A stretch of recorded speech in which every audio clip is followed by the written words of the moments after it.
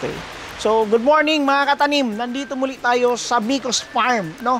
Ngayon, after natin mabistay yung Coco Peat, 'di ba, binistay pagkabili doon ni boss sa kanyang supplier, binistay natin.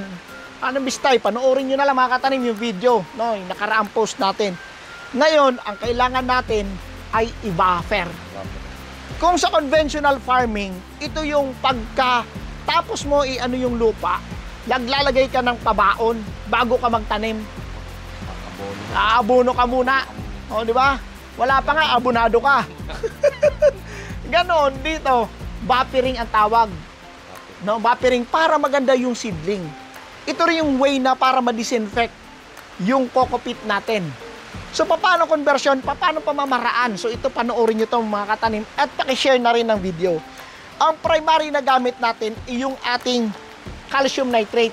Pero gagamitin natin, ito yung calcium nitrate na kasama sa 4 liters, na 10 liter case. No, pwede naman yon. Ito yon. Ito mismo yon. Pero may nabibili nito na tig 2 kilo lang. No, 2 kilo lang. Sa case 10 liters kasi 4 kg. Ngayon, saka mo na lang palitan. Kumuha ka lang doon ng 4 kilo. No, pag magtutunaw ka na ulit. So dito mga katanim, calcium nitrate ipang-buffer natin. Ngayon, sasabihin mo, ilang haba ba? Gaano katagal ang pag-buffer? The longer the better, mga katanim. No, ibig sabihin, the longer na nakababad ang Coco Peat natin sa calcium nitrate, mas maganda. Babaho ba yan? Hindi, basta mayroong calcinate. Mayroong calcium nitrate. Available ito sa Katanim Store, Shopee or Lazada. Ngayon, ilan ang ratio? Kung gagamitin mo kaagad after 2 days, mabilisan. 15 grams ang gamitin mo. 15 grams kada 1 litrong tubig. Pero kung matagal mo pag gagamitin, 5 grams lang. Ibig sabihin, kung gagamitin mo na yung Coco Peat, after 2 days, 15 grams.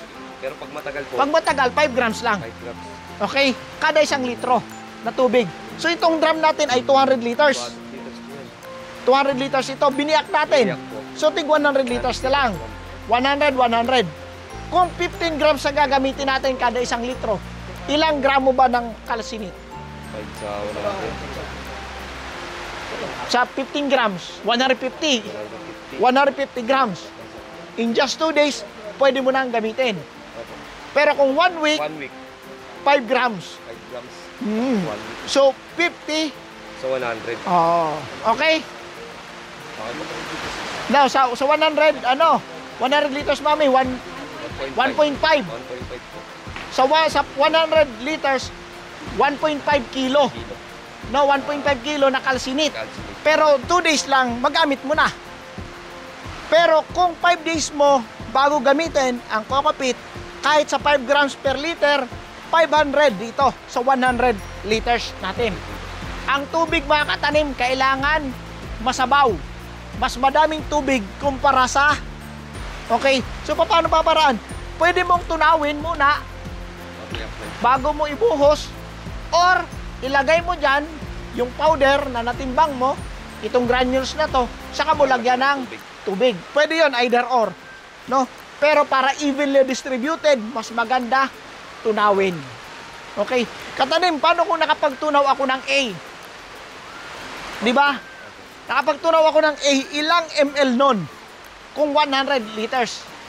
I-compute nyo na lang sa 2 ml, no? Versus doon sa 4 kg na ginawa natin.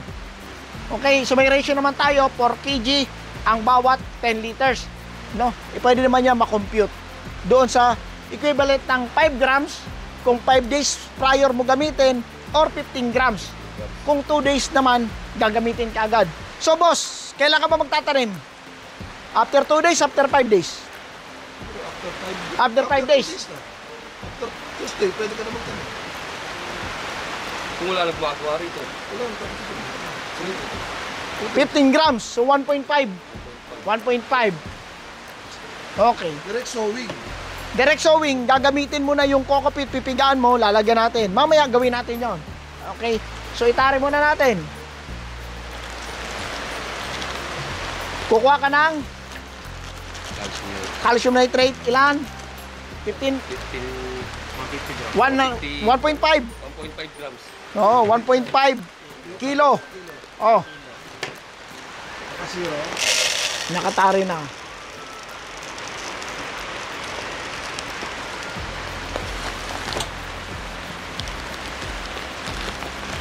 $100 liters siya. Dapat tuloy-tuloy tubig daily.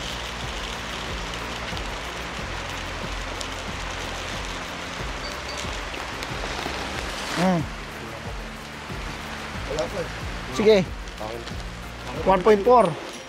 Saan pa po? Sige pa po. 20 po. 50,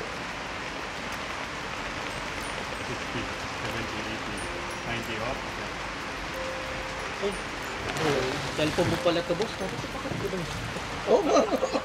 Sa tubig. Okay. Yan. Pwede mo na yan. Oh, tapos i-off mo na yung tubig. Off mo nga muna itong tubig. Yan, tunawin mo dyan. Pwede mo na sandukin, ilipat mo na dito. Tapos pupunin na lang tubig. Opo, pupunuin na lang doon. Hindi na siya 100. Hindi na siya 100 liter kasama ng concrete. Hindi, tubig lagi ang computation. Kailangan punuin niya pala muna. Oo. Ang computation natin sa tubig, hindi sa kokopit. No? Pala, punuin niya. Oh, punuin to, punuin. Punuin na to, sir. Kasi para 100 liters. Pwede ba yan? Tubigan mo ulit. Sana yan, pwede gamitin yan. Pwede po gamitin ito yung pinanghalo. Panahalo sa A. Pwede, pwede, pwede. Hugasan mo na lang.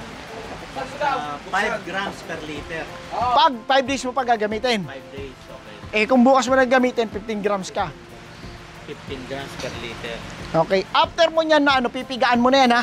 After 2 days, pigaan. Yung pinapigaan, tapo na. Hindi mo pwede gamitin ulit. No, tatandaan, mga katanim. Pwede idilig sa ibang halaman. Pwede idilig sa mga ibang halaman, pero gagamitin ulit sa pang-buffer, hindi na pwede. Hindi na pa pwede. Okay? Ngayon, yung pinaga natin na kokopit, yung matitirang marami ng tubig, marami, kukuha ka ng net para masala mo yung matitira. Kasi sayang, kung itatapon mo yung kokopit na nasa ilalim, yung mga pinong-pino. Ano po? No? Isasalain nung ating insect net. Yan, pinong-pino yan. Okay? Yon. Yung tubig, di na pwede gamitin, lalagyan mo ulit ng kokopit para mabuffer, hindi na pwede ulitin. Magagawa ka ng panibagong solusyon. Ito naman, pag napigaan mo, yun na yung ilalagay natin sa baso. At pwede nang gamitin pag taniman. Naintindihan mga katanim? Direct sowing, ihulog na natin yung buto. Kasi basahan na rin yun. Kaya Yes. matatakbo ng tubig yun. Sisip-sip siya. Pero binabasa natin yung katanim sa top spray. Oo. Mamaya mag-sowing tayo para alam nyo ng ano. Sample. Any questions mga katanim? Kung may mga tanong kayo, comment lang dyan sa ano below. Sa video natin. Tatanim, Yes po. di ba naglinis sila dyan? Okay. Sigurado may stagnant water ka sa, may tatanong tubig yan eh. Yung wala pang solusyon. So ngayon, patatakboy ka dyan, baka may bago yung reaction o wala na. Kasi malinis na naman yun. Wala naman tataas lang yung solution mo doon. Yung kanina, kuha natin 1.0. Baka mag 1 point ano yun, mag 1.6. Okay pa rin po yan. Okay pa rin yun. Kasi magkakapondo din. Oo. Dahil ano lang, request ng konti tubig, siguro wala namang 10 litro na yan. Wala, oo. Pondo lang yun. Ito po yung matang ginagawa ko. Sa Press ano na, pause.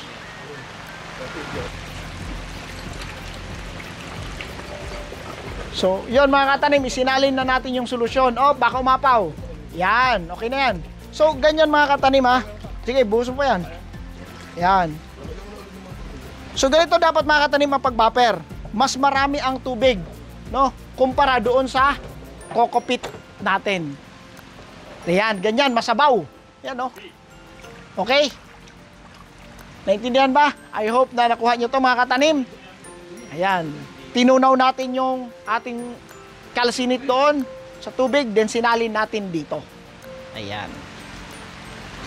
Okay, as na? Okay po. Naintindihan na? Opo. So, damihan mo to. Para, kasi ito, baka 30 cups lang malagyan natin. Ano to? Lagyan mo ng tubig lato. After 2 days, pwede mo na ito magamit. So, anong gagawin?